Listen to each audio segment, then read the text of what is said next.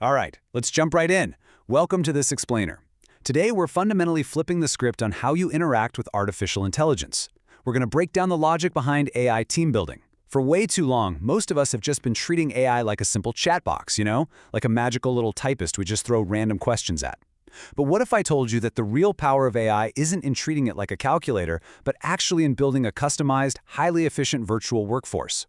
Well, we're going to unpack exactly how to do that today. Think about your own workflow for a second. Aren't you just completely exhausted by your AI forgetting literally everything you told it yesterday? It's such a universal pain point. You spend a whole hour carefully explaining your project, getting the tone right, laying out your goals. The AI gives you a decent answer. But then, you come back the next day, ask one quick follow-up question, and boom, you get this generic, repetitive, robotic answer back.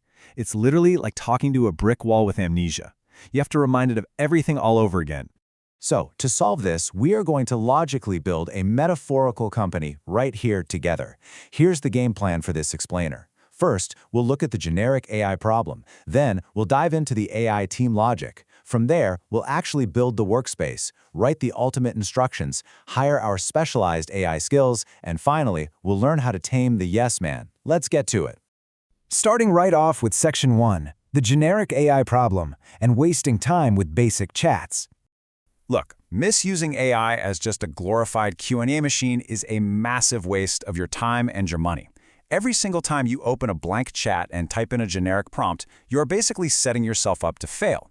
We're seeing this really clear divide right now between two types of workers. The basic AI user is stuck in this endless loop of repetitive prompting. They settle for generic outputs, and they're constantly fighting an AI that forgets context. Honestly, those users are going to get replaced. But the AI team manager? That person invests in one-time deep training. They get fully customized outputs, and they leverage permanent memory. Those are the people who are going to absolutely thrive. Moving right along to Section 2, the AI team logic, going from employees to algorithms. What we're doing here is making a massive mindset shift. Instead of hiring traditional employees, we are training specialized algorithms. We are transforming the AI from that basic, forgetful typist into a highly specialized, automated team that actually knows your business. The source material highlights a really perfect example of this efficiency shift. The creator used to spend days managing a human research team of 3 to 4 people.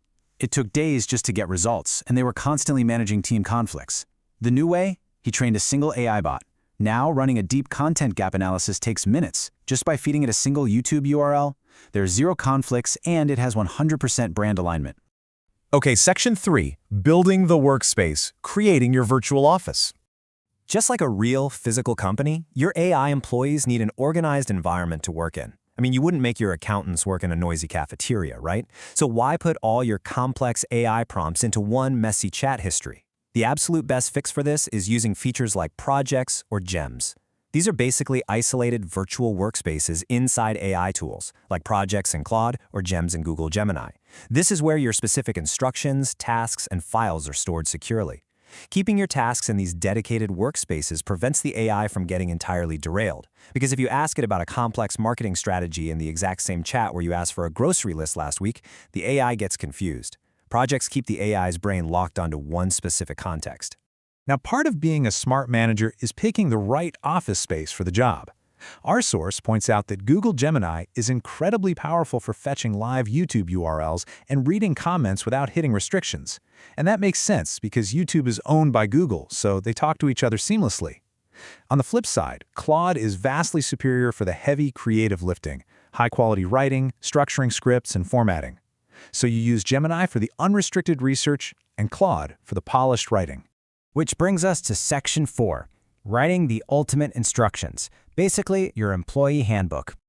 All right, the office is set up. Now we need to write that handbook. This is where you give the AI its deep context through system instructions, which establishes that permanent memory we were talking about earlier. To write this handbook, the source material uses this fantastic analogy that I absolutely love. It's called the Aladdin's lamp rule. Imagine you've got a magic lamp. You rub it, a genie pops out, and you say, "Hey, I want a house." The genie gives you a standard, basic house. But what if you say, "I have a massive family, I need a huge custom mansion, great ventilation, and I want a BBQ setup on the roof"? The genie builds exactly that. Pouring hyper-detailed context into your AI is the secret sauce to getting high-quality output.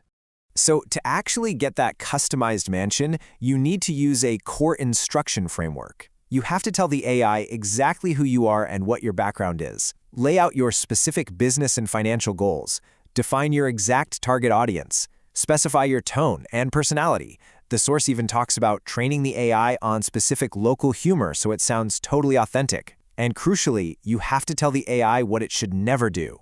This framework takes a generic AI and transforms it into an assistant that perfectly gets your brand. All right, Section 5, hiring specialized AI skills and filling the roster.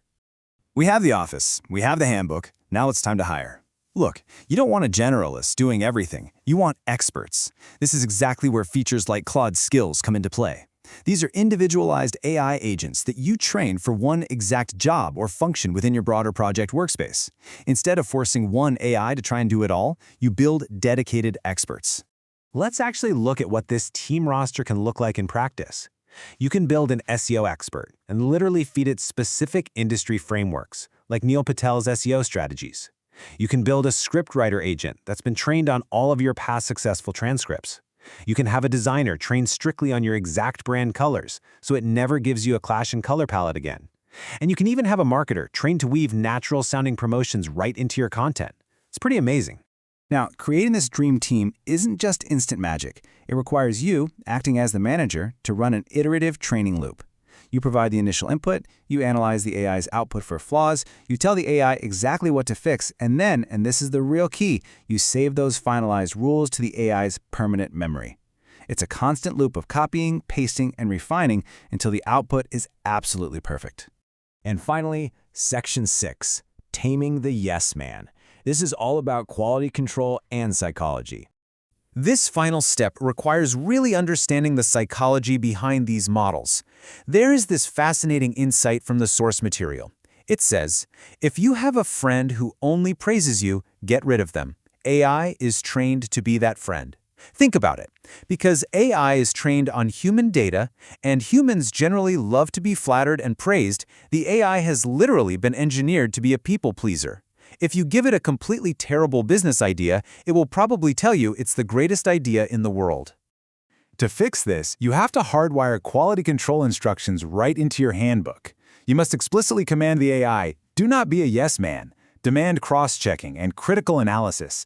Force the AI to actually stop and ask, is this actually a good idea? And you have to explicitly tell the AI that you accept constructive criticism. You are basically giving it permission to tell you that your idea is bad. To enforce this, there's a great psychological trick you can play on it called the do or die hack. When the AI hands you a response that feels a bit fluffy or maybe overly polite, reply with, this is a do or die situation. Is this your final answer? The source notes that injecting this sudden sense of high-stakes urgency forces the AI to instantly reevaluate its output, drop all the unnecessary fluff, and just hand you the harsh, condensed truth. So, we've built the office, written the handbook, hired the specialists, and tamed the yes man. This leaves us with one final, provocative question for you to think about. Are you going to stay an AI typist, constantly fighting a forgetful chat box? Or are you ready to become an AI team manager and truly automate your workload?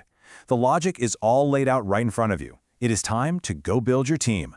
Thanks for joining me on this explainer, and I'll see you in the next one.